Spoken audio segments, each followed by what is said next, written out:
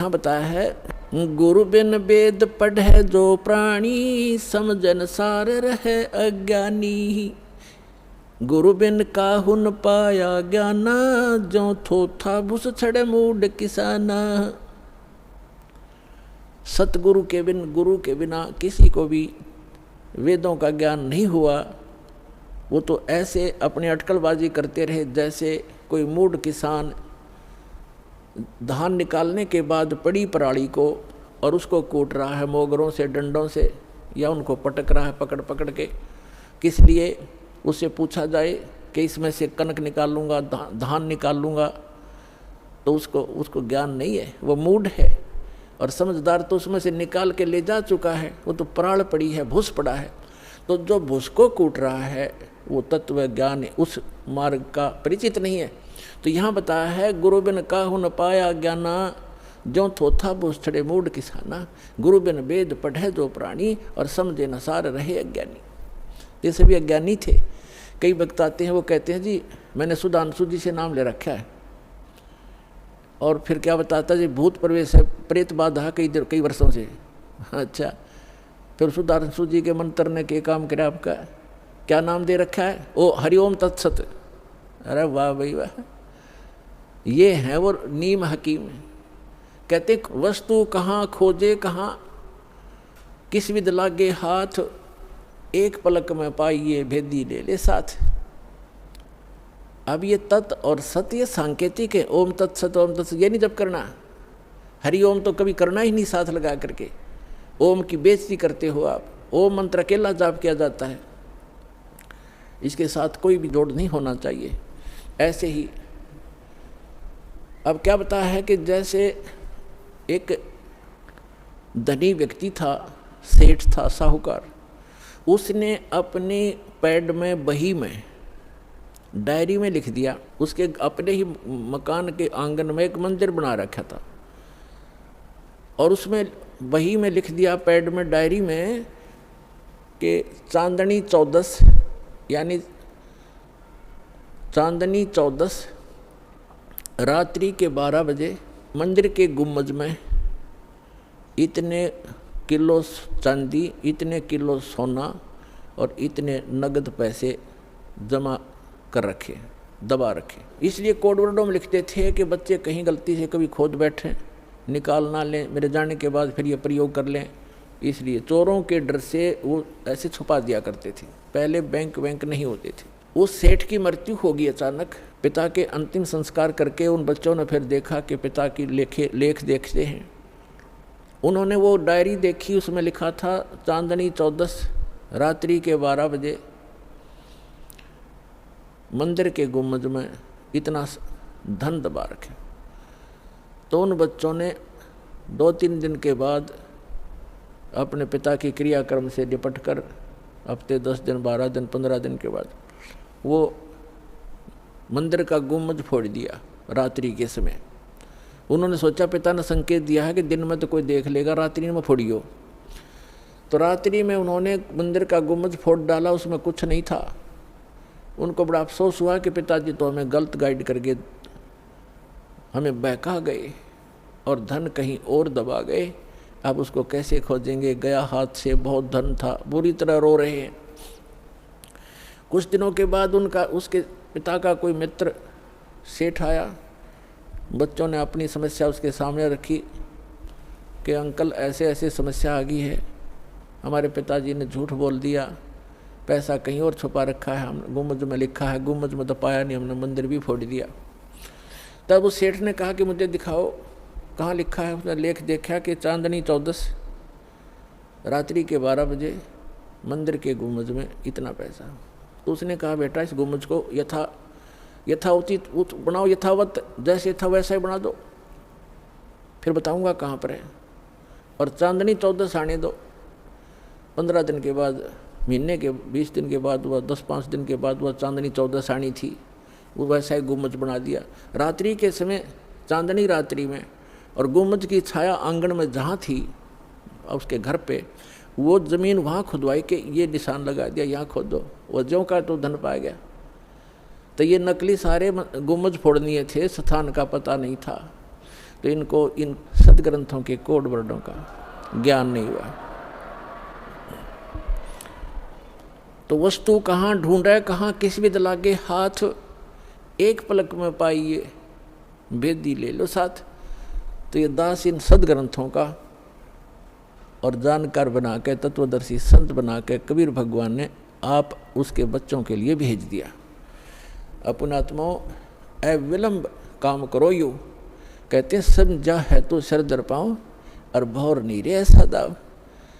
तो ये गरीबदास जी कहते हैं, गरीबदास ये वक्त जाते है रो गए इस पैरे न, हाथ से मानो शरीर छूट गया, भक्ति यथार्थ मिली नहीं तो फिर रोया करोगे इस समय को।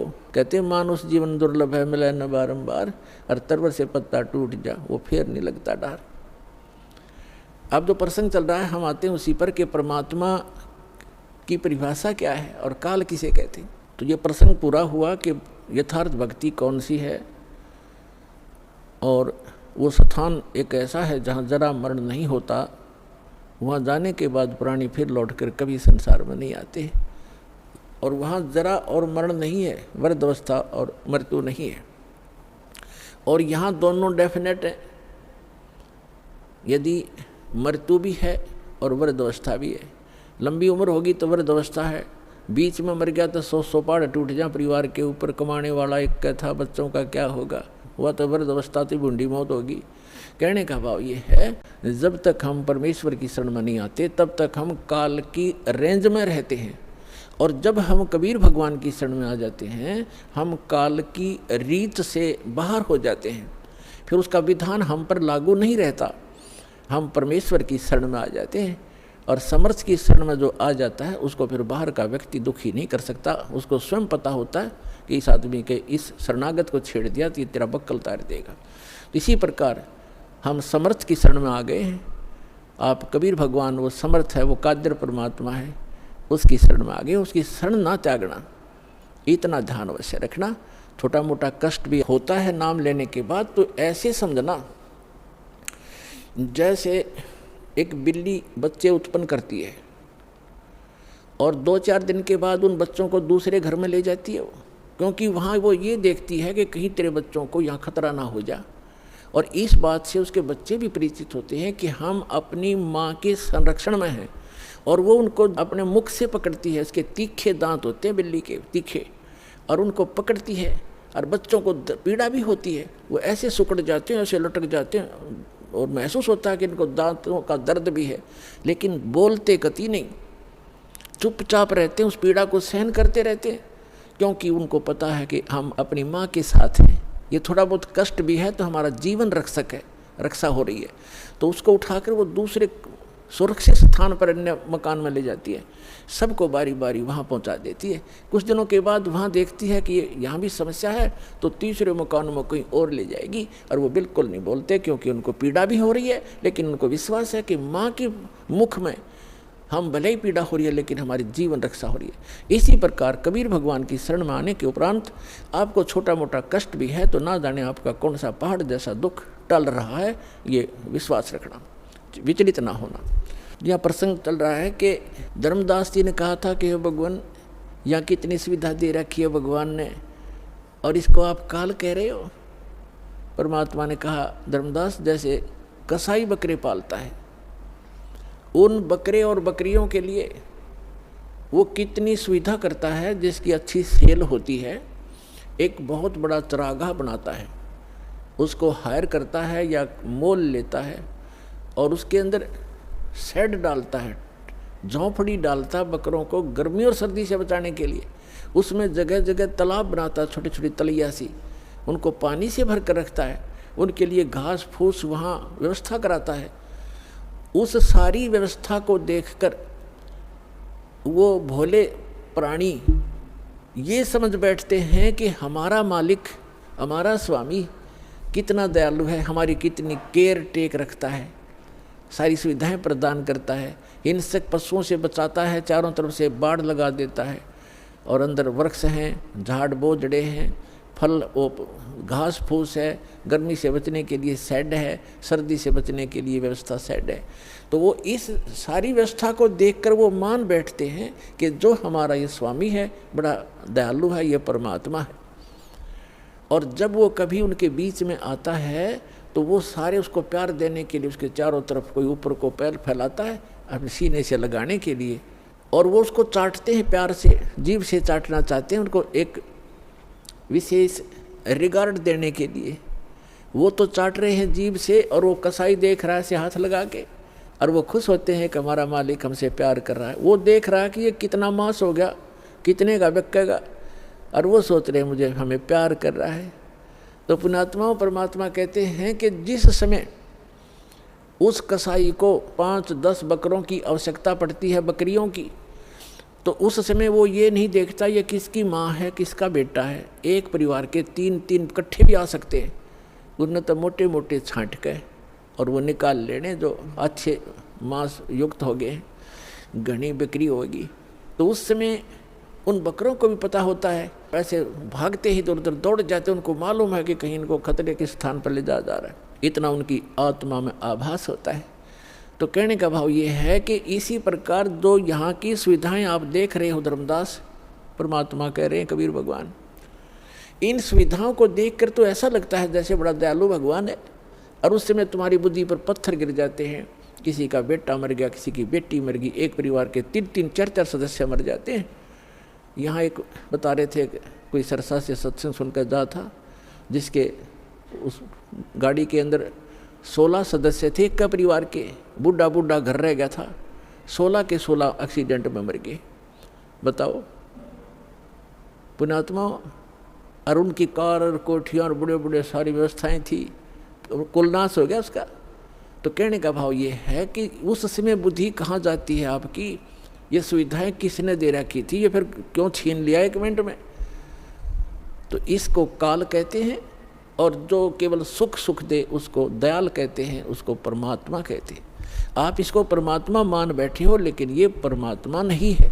यहाँ तो दुख के अतिरिक्त आपको कुछ मिलता ही नहीं, चाहे कितना ही आपको सुखी व्यक्ति नजर आता है झूठे सुख से युक्त, चाहे कोई मंत्री है, प्रधानमंत्री है, या कितना ही बड़ा सेठ है, और कैसी आपने उसकी सुविधा नजर आती है। गरीब आदमी तो नहीं सोचा ये कार कोठी वाले घने सुखी होंगे, या फिर ये अफसर हैं, कर्मचारी अधिकारी हैं, ये बड़े सुखी होंगे। सुख नाम की वस्तु नहीं यहाँ पर इस गंदे लोक में, सबके टेंशन ग्रस्त रहती हैं। सारा दिन ऊपर से दिखे चौपड़े और अंदर तो इनके खराब हो रहे हैं खोपड़े, किसी ने देख लेते, सभी टेंशन लिए फिरते।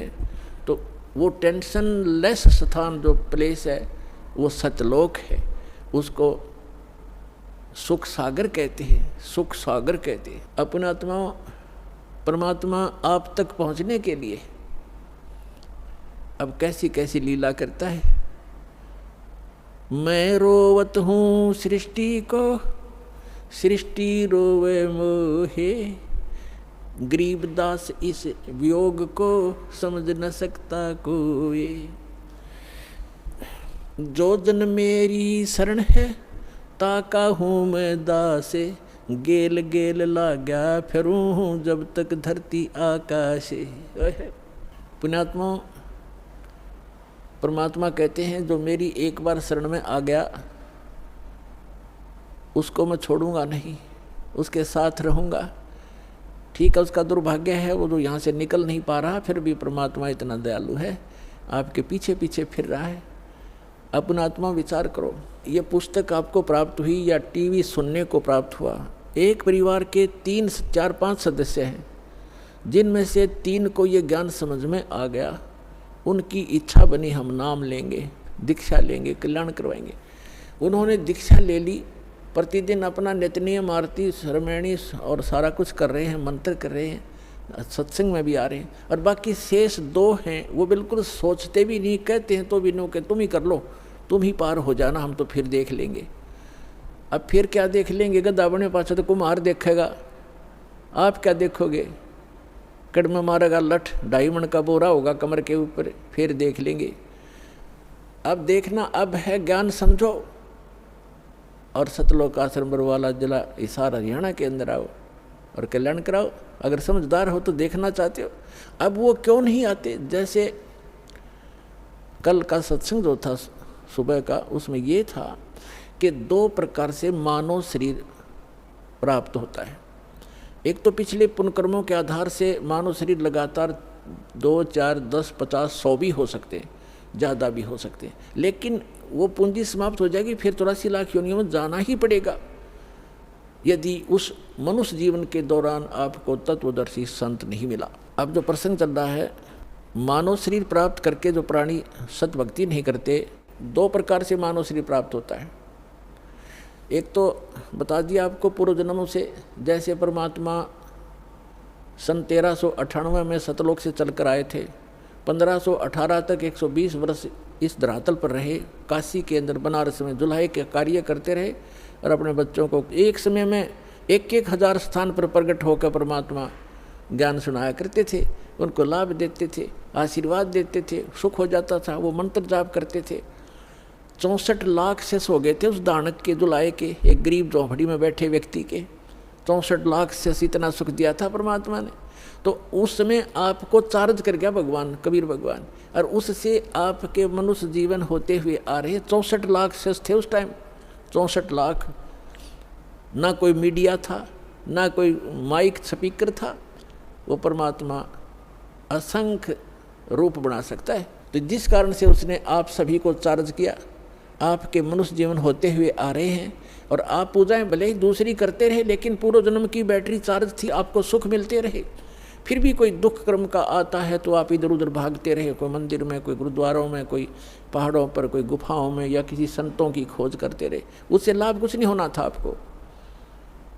और दूसरी प्रकार के जो व्यक्ति हैं, आपको बताया कि जैसे एक तो 83 लाख सभी प्राणियों के शरीरों में से गुजर के निकल के एक मानव शरीर टर्न वाइज मिलता ही मिलता है, स्त्री या पुरुष का। तो जो ऐसे 84 लाख योनियों से निकल कर आए हैं, वो काल के पक्के हैं, वो काल की फर्द में चढ़ गए, वो काल की रजिस्ट्री में है। अब वो भक्ति नहीं कर सकते। एक परिवार में 3 नाम ले चुके हैं, सतभक्ति कर रहे हैं, उनको समझा रहे, वो कह ठीक ठीक तुम कर लो। ये भी शुक्र है कि वो उनको मना नहीं करते, नहीं तो वो काल के दूत उनको भी मना कर दे, तुम भी नहीं जाओगे, ऐसा नहीं कर दोगे। ऐसा बताया परमात्मा ने कि जैसे ये कोयल क्या करती है, कोयल पक्षी है, ये अपना अलग से घोंसला बना करके अंडे उत्पन्न नहीं करती, क्योंकि उसके अंडों को काग खा जाते हैं, छोड़ते नहीं। ऐसा फार्मूला अपना रखा उसने। जैसे मादा कवि ने अंडे उत्पन्न किए घोंसले में, और वो जाती है चुग्गा चढ़ने इधर उधर, वो देख लेती है कि चली गई काफ़ी दूर, तो उसके घोंसले में अपने अंडे उत्पन्न कर देती है। अब जो कव्वी आती है वापस, वो असमंजस में पड़ जाती है कि कौन से मेरे हैं, कौन से दूसरे हैं। तो वो इस असमंजस में उन चारों के चारों की ही परवरिश करना प्रारंभ कर देती है। और जब वो बच्चे उत्पन्न होते हैं तो एक जैसा कलर होता है, कोई पहचान नहीं होती उनकी, बिल्कुल सेम टू सेम रहते। और वो कोयल उस पर नज़र रखती है घोंसले पर कि अब ये कितना उड़ारी भर रहे हैं, कितनी दूर तक जा सकते हैं। तो तब वो दूसरे दूर पेड़ पर बैठ कर अपनी बोली बोलती है, कुहू कुहू की आवाज़ लगाती है। जो कोयल के बच्चे होते हैं उनको प्रभाव होता है उनका, वो एकदम ऐसे ऐसे देखते हैं। जब वो फिर बोलती रहती है तो उड़कर वो अपनी माँ की बोली से आकर्षित होकर अपनी माँ की तरफ उड़कर चल पड़ते हैं। अब कव्वी उनके पीछे पीछे उड़ती है कि मेरे बच्चे गए, कोयल आगे उड़ जाती है, दूर वृक्ष पर बैठकर फिर कुहू कुहू करती है, वो बच्चे फिर वहाँ से उड़कर आगे भाग लेते हैं। अब कवि ये सोचती है ये तो गए सो गए, पिछले बच्चे रह गए, उन पर कोई आपत्ति ना आ जाए, उनको संभालूं, आकर के वो वापस आ जाती है। तो कहने का भाव ये है कि उस घोंसले में 4 बच्चे थे, 2 कोयल के 2 काग के। कोयल वालों के वहाँ बोली असर कर गई, काग वालों के वहाँ में भी नहीं, वो देख नहीं रहे, वहीं बैठे आराम से। तो इसी प्रकार समझना, जो परमात्मा के पूर्व जन्म के संस्कारी बच्चे हैं, संस्कारवश एक ही घर में जन्म भी है, जो काल वाले हैं वो नहीं मानेंगे, और जो कोयल के बच्चे हैं वो सतलोक आश्रम पर वाला में जल्दी आ लेंगे, ज़्यादा देर नहीं लगाएंगे। यानी जो परमात्मा के बच्चे हैं, पूर्व जन्म के संस्कारी हैं, वो शीघ्र आ जाएंगे। परिवार के परिवार आ रहे हैं, वो सारे के सारे कोयल के हैं, भले ही वो काल के घोंसले में यहाँ यानी इस लोक में जन्म हो गया। एक जैसी क्रिया थी पहले, तो अब बदल जाएंगी, एकदम चेंज हो जाएंगी सब क्रियाएं भक्तों की, भक्तों जैसे लक्षण हो जाएंगे। तो इस प्रकार तो क्या बताते हैं परमात्मा, जो जन मेरी शरण है ताका हूँ दासे, गेल गेल लाग्या फिरूं जब तक धरती आकाशे। परमात्मा कबीर भगवान जिस समय यहाँ आए हुए थे पृथ्वी पर, जो प्रत्येक युग में एक लीला करते हैं जिसका वेद भी प्रमाण करते हैं, जिसके वेद भी साक्षी हैं कि भगवान ऐसी लीला किया करता है। तो उस लीला में जो दूसरे टाइप की लीला है परमात्मा की, शिशु रूप धारण करके प्रत्येक युग में प्रकट होते हैं। और कमल के फूल के ऊपर, कमल का फूल तो जल पर ही होता है, अंडरस्टूड है कि वो नारायण होते हैं। नार माने जल, आयन माने उस पर आकर विराजमान होने वाले नारायण कहलाते हैं। तो परमात्मा कबीर साहब यानी अमर पुरुष, सत्य पुरुष, आदि पुरुष जिसको कहते हैं, परम अक्षर ब्रह्म, वो ये लीला करता ही करता है। उस लीला को करने के लिए सन 1398 में संवत 1455 ज्येष्ठ सुदी पूर्णमासी को वो परमात्मा सतलोक से चलकर आए थे। और कमल के फूल पर, काशी शहर के बाहर एक तालाब में, सरोवर में विकसित कमल के फूल के ऊपर एक नवजात शिशु का रूप धारण करके विराजमान हुए थे, जैसा कि वो प्रत्येक युग में करते। उसमें नीरू नीमा नाम के मुसलमान जुलाहा थे, वो उठा कर ले गए। वही नीरू नीमा उसी जन्म में ब्राह्मण और ब्राह्मणी थे। गौरी शंकर नाम था नीरू का और सरस्वती नाम था नीमा का। मुसलमानों ने ज़बरदस्ती उनको मुसलमान बना दिया गया था। और वो जिस कारण से पहले वो शिव भगवान के पुजारी थे, शिव जी की कथा करके अपना निर्वाह किया करते थे। और फिर वो सब सुविधा समाप्त हो जाने से वो जुलाहे का कार्य करने लगे थे। और लगभग 20, 30, 40 वर्ष उनको हो गया था वो क्रिया करते, वो जुलाहा प्रसिद्ध हो गए थे। तब परमात्मा उनको शिशु रूप में मिले थे, धीरे धीरे बड़े हुए। और उन्होंने कोई अन्न आहार नहीं किया बालकपन में। कुंवारी गाय का दूध पिया कबीर भगवान ने, कुंवारी गाय ने दूध दिया और परमात्मा दूध पिया करते थे। ऐसे लीला करते हैं और वो ऐसे ही की है उन्होंने, ऐसा भगवान किया ही करता है। तो जब वो बड़े हुए 5 वर्ष की आयु में ही 104 वर्ष के विद्वान पुरुष स्वामी रामानंद ब्राह्मण पंडित, जो वेदों और गीता और पुराणों के मर्मज्ञ माने जाते थे, उसके ज्ञान में छक्के छुड़ा दिए। उस 104 साल के महात्मा ने जब परमात्मा को देखा, सब ज्ञान सुना, चरणों में शीश रख कर कहा था कि मैं भक्त मुक्त हुआ, भरम कर्म भया नाश, और गरीब दास निज ब्रह्म तुम मेरा हो गया दृढ़ विश्वास।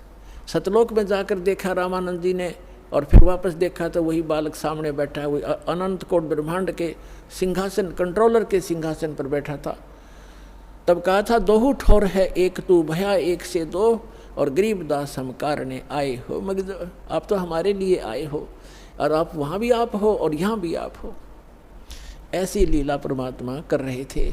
और फिर क्या बताए हैं कि उस समय धीरे धीरे बड़े हुए, बड़े बड़े विद्वानों के छक्के छुड़ा दिए। लेकिन हमारी आदत है, हम सत्य को स्वीकार करना बहुत ही कम चाहते हैं।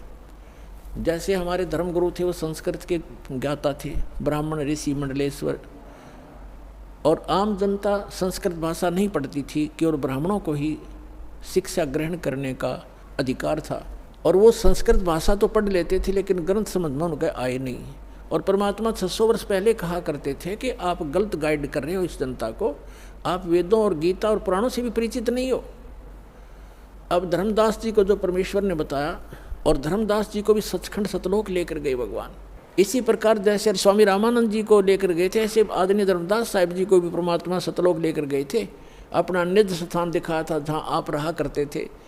जब वापस छोड़ा तब धर्मदास जी ने पूछा कि हे भगवान, फिर इसका मतलब तो ये है कि ये वेद और ये कतेब, 4 वेद हैं, 4 ही मुसलमान इस्लाम धर्म की कतेब मानी जाती हैं। जैसे अपने 4 वेद हैं हिंदुओं के, ऋग्वेद, यजुर्वेद, सामवेद, अथर्ववेद।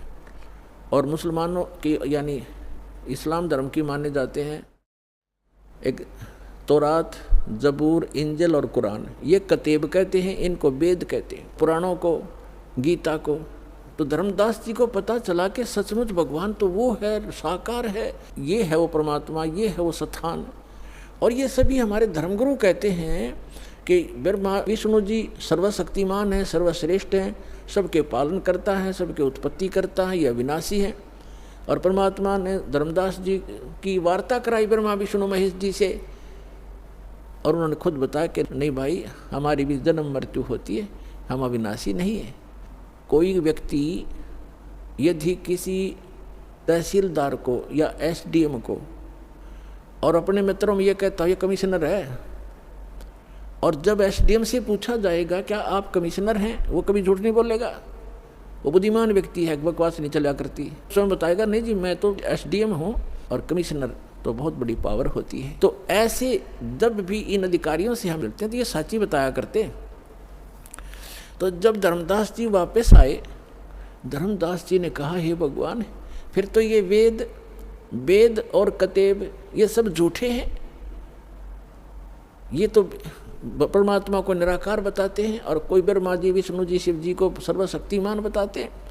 तब परमेश्वर ने कहा कि वेद कतेब झूठे नहीं भाई, झूठे हैं जो समझे नहीं। ये वेद कतेब झूठे नहीं हैं, इनमें जिस सत्र का ज्ञान है वो बिल्कुल ओके है, लेकिन कंप्लीट नहीं है वो अलग बात है। जैसे मैट्रिक क्लास के 10वीं कक्षा का सिलेबस अपने सत्र का तो ठीक है, लेकिन वो एमए और बीए का नहीं है, बीसीए का नहीं है, वो सिलेबस अलग है, लेकिन उस मैट्रिक तक के जो शिक्षा है वो उसमें सहयोगी होती है। तो यहाँ परमात्मा ने कहा है कि वेद कतेब झूठे नहीं भाई, और झूठे हैं जो समझे नहीं। झूठे ये हैं तुम्हारे धर्मगुरु जिन वेद इनके पुराणों को, गीता और वेद को, गीता जी को पढ़ समझ नहीं सके, ये झूठे हैं। तो इस प्रकार परमात्मा प्रचार किया करते थे, बहुत से शिष्य बन गए थे। पुण्यात्माओं, सम्मन नाम का एक मनियार था। मनियार को आप जानते होंगे, मनियार होता जो केवल चूड़ियों का काम करता था, माताओं को, बहनों को चूड़ी पहनाया करता था, उसकी पत्नी भी और वो भी। और वो बहुत दारिद्र था, निर्धन था, लेकिन परमात्मा का परम भक्त था। पूरा परिवार, 3 सदस्य थे परिवार के अंदर, 3 सदस्य। एक तो सम्मन, उसकी पत्नी का नाम था नेकी, और एक पुत्र था उसका नाम था शिव, उसको शिव कहा करते, शिव नाम था शिव। वैसे अब भ्रंश हम कर ही लेते हैं, शिव कहा करते, तो शिव नाम से ज़्यादा प्रसिद्ध था। और तीनों के तीनों प्राणियों ने कबीर परमात्मा की दीक्षा प्राप्त कर रखी थी। वो दिल्ली में रहा करते थे। पहले दिल्ली आज जैसी नहीं थी, एक गांव सा था छोटा सा, ऐसी झोपड़ियों में लोग रहा करते थे, छोटे छोटे मकान भी थे, कुछ थोड़े बहुत सेठ भी थे, वो अलग होते हैं। आज जैसी दिल्ली नहीं थी 600 वर्ष पहले। और परमात्मा बनारस काशी में रहा करते थे। एक कमाल नाम का लड़का, उसके कबीले ने, उसके कुल के लोगों ने मृत्यु के उपरांत जल प्रवाह कर दिया था। और एक शेख तकी नाम का राजा सिकंदर लोधी दिल्ली के बादशाह का धार्मिक गुरु था। और सिकंदर लोधी को एक बहुत असाध्य रोग था, परमात्मा कबीर जी के आशीर्वाद से वो स्वस्थ हुआ था। बाकी किसी भी औषधि से और किसी भी धर्म मजहब की जंतर मंत्र से और आशीर्वाद से वो स्वस्थ नहीं हुआ था, जिस कारण से सिकंदर लोधी परमात्मा कबीर जी से बहुत प्रभावित था। और उधर से धार्मिक गुरु उनका सिकंदर लोधी का जो शेख तकी था, वो ईर्षा करने लगा कबीर जी से कि ये अब ज़्यादा महिमा प्राप्त होगी है, राजा के हृदय में ये समा गया है, किसी प्रकार इसको नीचा दिखाऊं और राजा मेरी तरफ फिर आकर्षित हो। कहते हैं 2 वजीर 2 फकीर और 2 पीर, उनकी कभी आपस में बड़ा नहीं करती।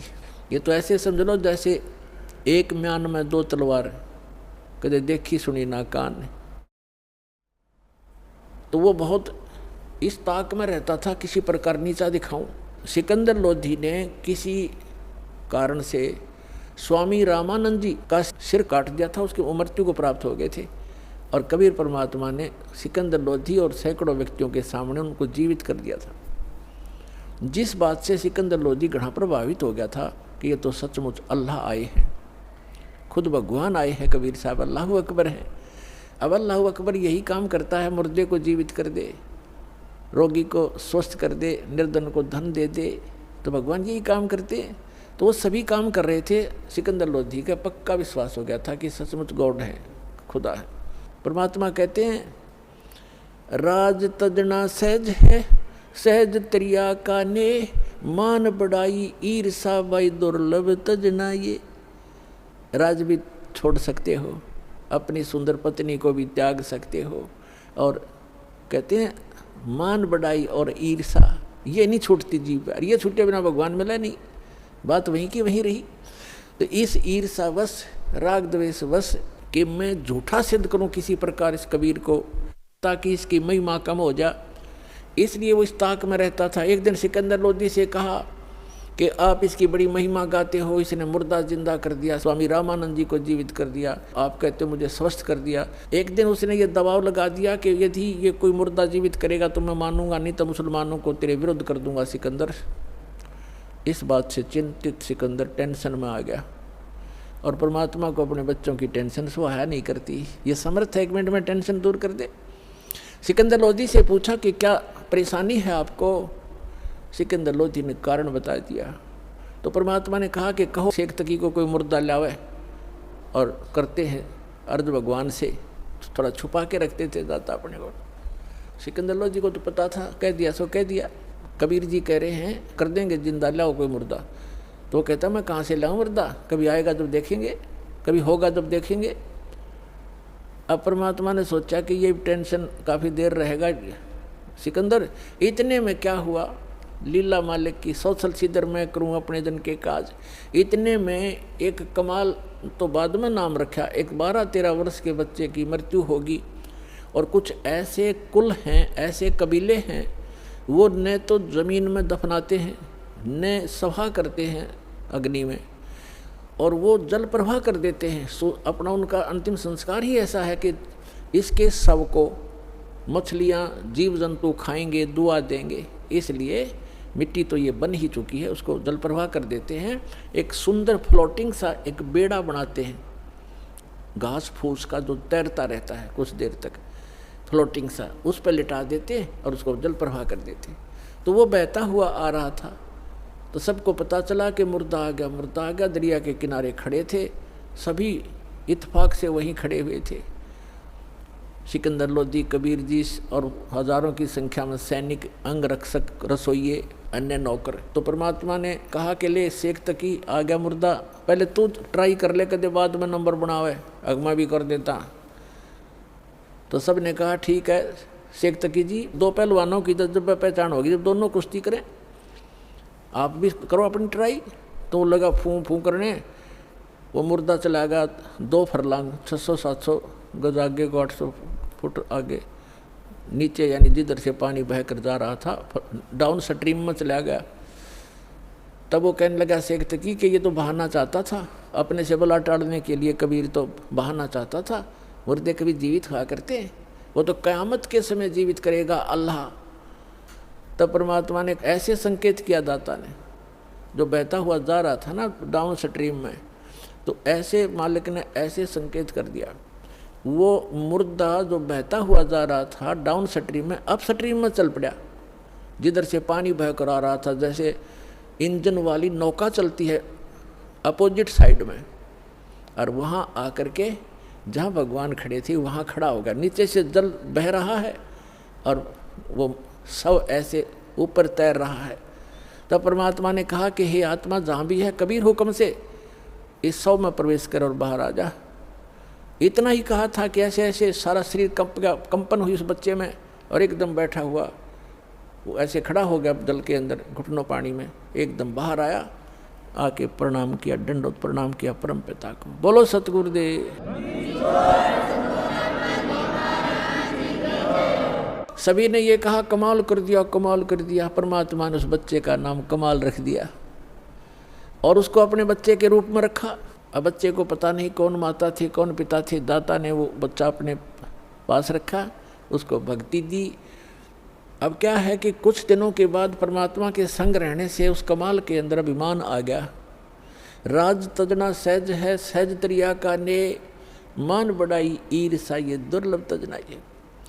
अब क्या है कि परमात्मा लीला करते हैं, वो कुछ एज्ड हो गए लीला में शरीर में, और वो कमाल नाम का बालक 17-18 साल का हो गया, युवा, भक्ति मिल गई, ज्ञान रोज सुनाई करता, अपने मुंह बोले भगवान और पिता के साथ। वो तो सबका पिता है कबीर साहब, ऐसे तो सबका ही पिता है, सबका जनक है, सबका पालक है। अब ये गलती हो जाती है हमारे से, 4 बातें सीख कर, जो ज्ञान सुनकर हम स्वयं वक्ता बनकर प्रभुता के पात्र बनना चाहते हैं, ये जीव की सबसे बड़ी भूल और दुर्भाग्य होता है। ये संगत भी ज्ञान के अभाव से, किसी को से थोड़े से ज्ञान के वचन सुन लिए दास से प्राप्त, और वो ठीक सा बोलने लग गया, सब उसी की तरफ देखने लग जाते हैं, वाह वाह बहुत अच्छा बोलता है, खाक बोलता है बता। और फिर वही बात बिगड़ जाती है कि गुरु को तजय बजय सो आना ता पशुआ को फोकट ज्ञान। गुरु को छोड़कर अन्य पर आसक्त होते तो वो भी एक फोकट ज्ञान है उन लोगों का, जैसे हम भगवान को छोड़कर इस काल पर आसक्त हुए थे, आज ये दुख भोग रहे हैं। तो इस प्रकार हमने अपने पतिव्रता पद से भी नहीं गिरना है। ज्ञान भगवान का है, बोलने वाला किसी तरह बोल रहा है वो उसका ज्ञान नहीं है, तो उससे आकर्षित नहीं होना चाहिए हमने, नहीं तो फिर हम पतिव्रता पद से गिर जाते, नाम रहित हो जाते। तो कितना ही कोई वक्ता बना फिर जाओ, वो क्रमहीन इंसान है, तो फिर उसमें महिमा की भूख बन जाती है। यही रोग लग गया कमाल का। बहुत से जो संगत वाले थे वो कहने लगे, वाह भाई कमाल, आप तो गुरुजी से भी बढ़िया सत्संग सुनाते हो कबीर साहब से। वो फूल गया, आवाज़ तो किस समय भर दो या तुरंत भर जाती है। अब उसमें यह अभिमान हो गया, और फिर न्यू कहने लगे भी बड़ा सेवा करता है गुरुजी की, तेरे जैसी सेवा कोई नहीं कर सकता। एक दूसरी बीमारी यह होगी, तो परमात्मा तो अंतर्यामी थे, उसको पता था कि ये मरेगा, मूर्ख जहर खाने लग गया। अब संकेतों में समझा करते थे भगवान कि भाई अभिमान चाहे तो धन का हो जा, कोई दान गढ़ा करता है, दान का अभिमान हो गया, मैंने इतने पाठ करा दिए, मैंने ये बनवा दिया, फलान कर दिया। और चाहे कोई नू देखे बड़ा माड़ा फेरा, सारा दिन मंत्र करता रहता, दूसरे उससे प्रभावित होंगे, उसकी प्रशंसा करने लग जाएंगे, वह भी भूल है आपकी, क्योंकि आपकी यह भी कमजोरी है। अब जैसे कोई एक लड्डू खा रहा है और दूसरा न्यू कह रहा, देख 4 लड्डू खा गया, वाह भाई वाह बड़े लड्डू खा गया। अब उसके लड्डू खाने का आपको क्या मिला? आप भी प्रबंध करो 4 लड्डुओं का, जब तब बराबर हो, उसकी खाक प्रशंसा करे, वो भक्ति करे, तुम उसकी प्रशंसा करे, आप भी करो फिर।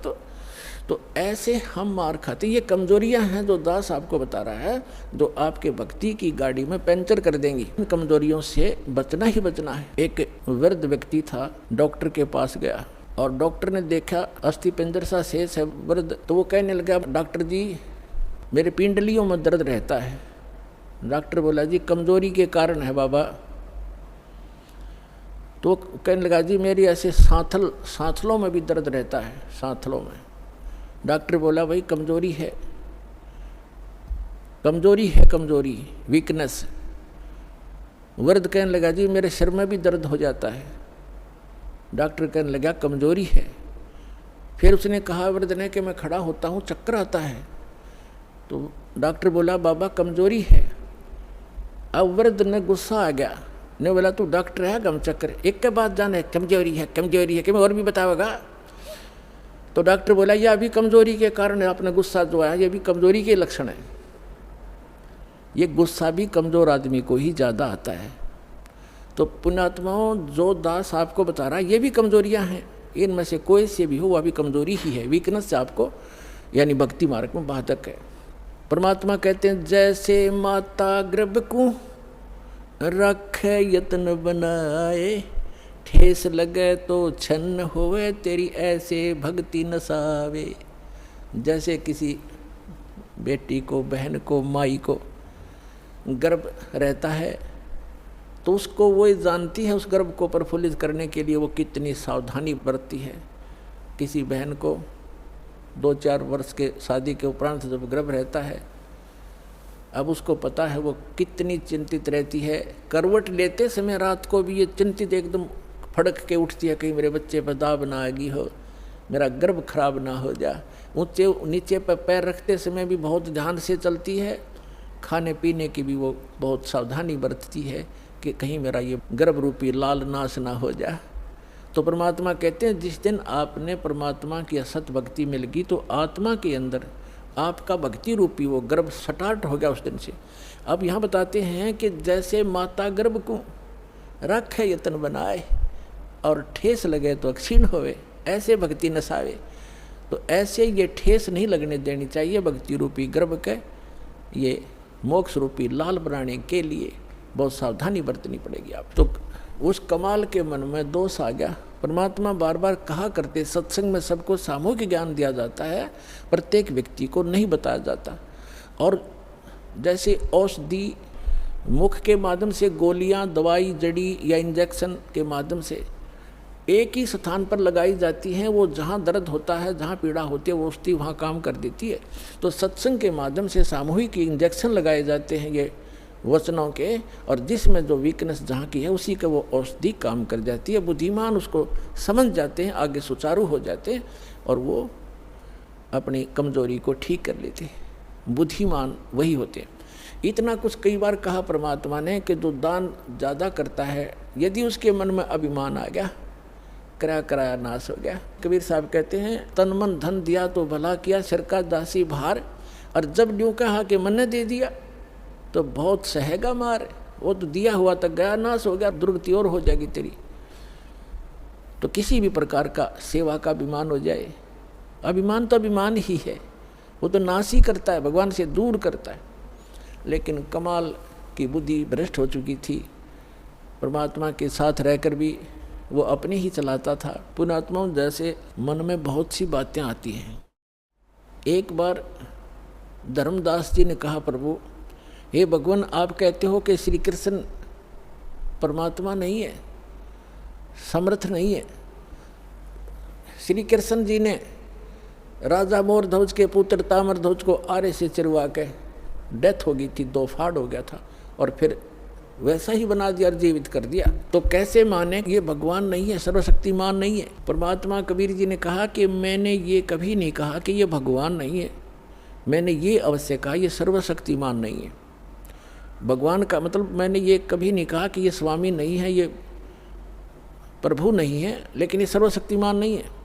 इतना अवश्य कहा कि सर्वशक्तिमान नहीं है। जैसे परिभाषा प्रभु की आपको बहुत बार बताई है, तहसीलदार भी साहब है, एसडीएम भी साहब है, डिप्टी कमिश्नर भी साहब है, जिसको कलेक्टर कहते हैं, डिप्टी कलेक्टर, और कमिश्नर भी साहब है, मंत्री भी साहब है, अपने सत्र का साहब है, अपने उसका कुछ सीमा है उसके साहब की, उसकी शक्ति की। और मंत्री भी साहब है, मुख्यमंत्री भी साहब है, प्रधानमंत्री भी साहब है। लेकिन ये सभी साहब हैं, लेकिन कोई कहे कि डीसी समर्थ है, सर्वशक्तिमान है, सारे देश का कंट्रोलर है, तो वो गलत कह रहा है।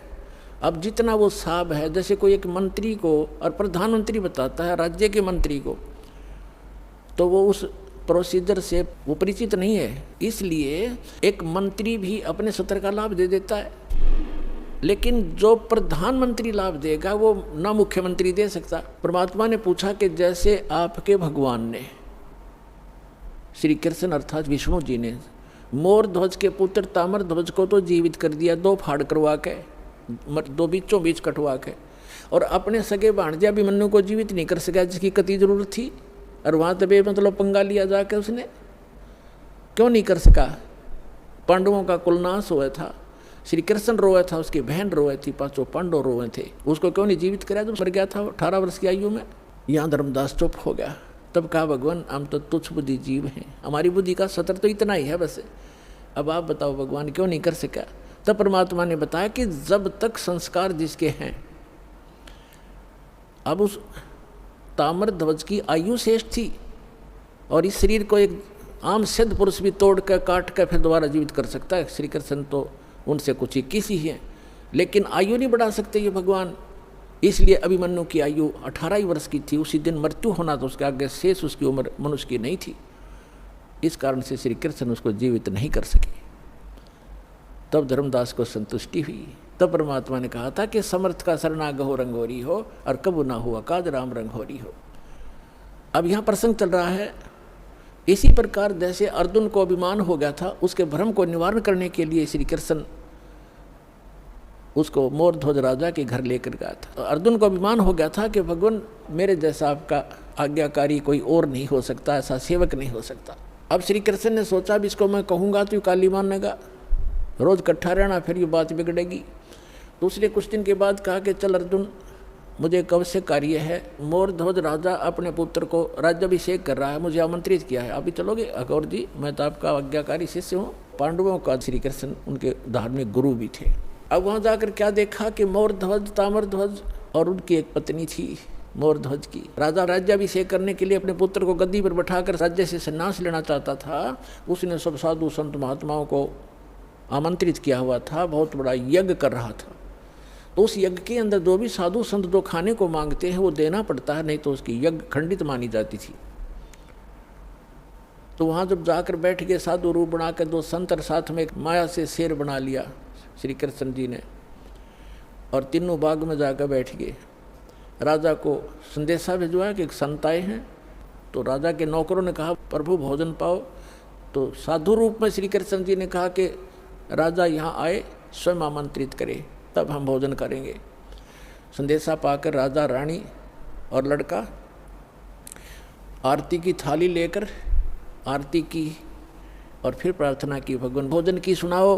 तब श्री कृष्ण जी ने कहा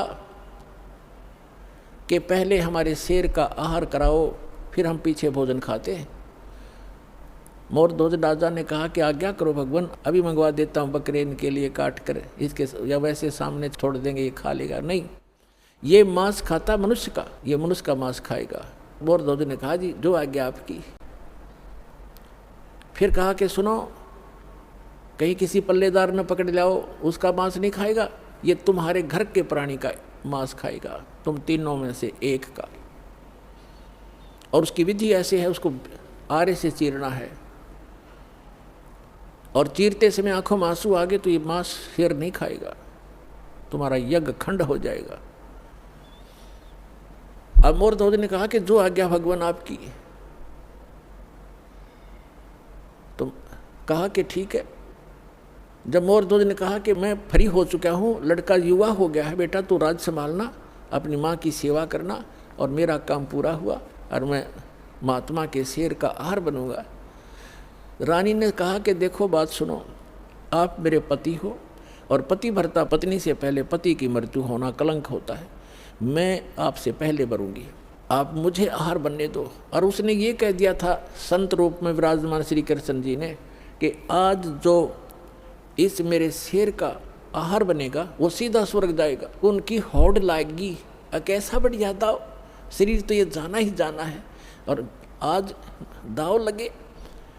तो रानी ने सोचा कि राजा ला गया नंबर ही होता है, ये तो हाथों हाथ स्वर्ग मिल रहा है, इससे गोल्डन चांस क्या होगा हे भगवान। क्योंकि पहले संतों के वचनों पर विश्वास किया करते थे, ये तब नकली संतों ने खो दिया, अविश्वास हो गया जनता में। उस समय ये था कि जो संत बोलता है वो फाइनल होता है, इसलिए रानी ने पंजे गाड़ दिए, अग नहीं आप नहीं, मुझे काट दो, मुझे शेर का आहार कर दो। और मन में ये थी कि मुझे स्वर्ग मिलेगा, इससे बढ़िया चांस क्या होगा, और मैं क्या संभालूंगी। बालक ने बाप यहाँ रहेगा तो इसको राजकाज में गाइड करता रहेगा, बच्चा दुखी ना होगा। इसलिए अब तीसरा नंबर था उसका।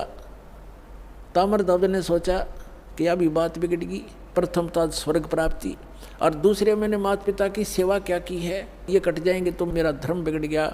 इसलिए महात्मा से खड़े होकर कहा कि महात्मा जी इस दास को चीर दो, मुझे कटवा दो, मैं आपके शेर का आहार बनूंगा। माता पिता मैंने आपकी क्या सेवा की, मुझे पाप लगेगा। लास्ट में उन तीनों ने जो संत रूप में विराजमान श्री कृष्ण जी से कहा कि महात्मा जी आप ही फैसला कर दो हमारा, आप जिसको कहेंगे वही आपके हाजिर होगा।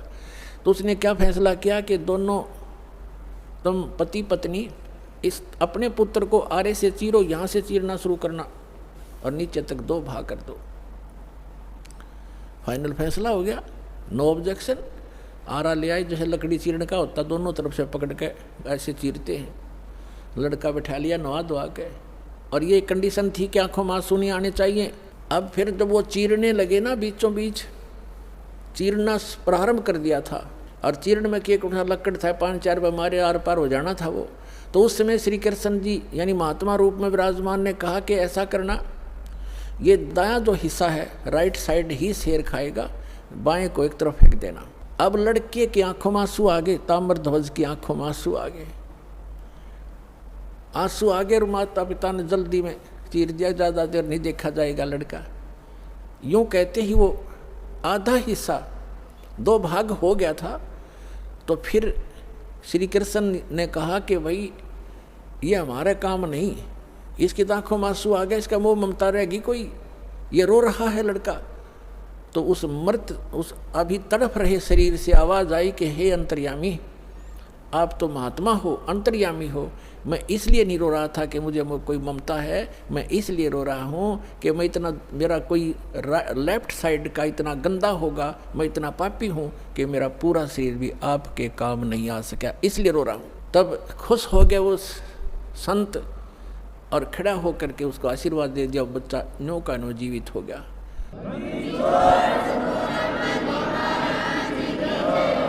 अब जब उसने जीवित कर दिया और कहा भाई मैं तो तुम्हारी परीक्षा लूँ था बेटा, तुम सफल हो गए सारे, श्री कृष्ण ने कहा, और कहा कि मांग ले मोर ध्वज, क्या मांगना चाहता है, तुझे स्वर्ग में भेज दूंगा और बहुत समय तक तेरा स्वर्ग का राज लिख दूंगा, इंद्र की पदवी दे दूंगा।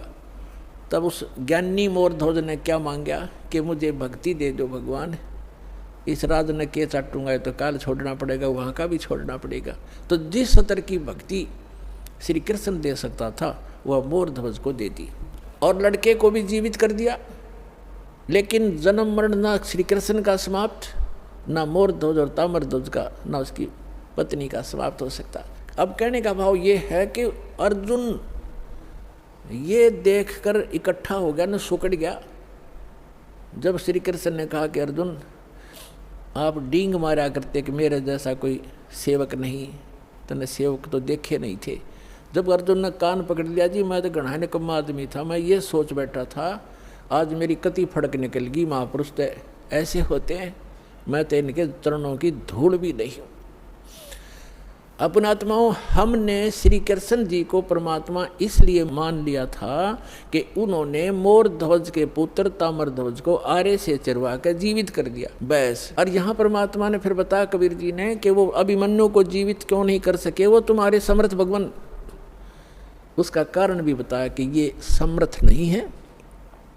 और ऐसी ऐसी तो बहुत से संत भी सिद्धियाँ रखते हैं जो मुर्दे को जीवित कर सकते हैं, लेकिन उनकी आयु नहीं बढ़ा सकते, किसी सूरत में नहीं बढ़ा सकते। आयु की वृद्धि केवल परमात्मा पूर्ण ब्रह्म कर सकते हैं।